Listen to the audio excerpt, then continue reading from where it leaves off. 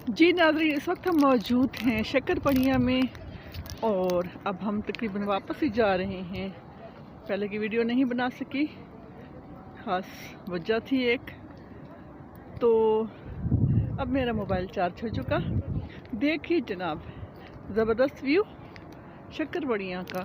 शाम का टाइम है, मगरिब की अज़ानें हो रही हैं, बच्चे झूले ले रहे हैं। ये देखिए, यहाँ पे 3 टाइप के झूले हैं और अब हम वापसी की तरफ रवाना हैं।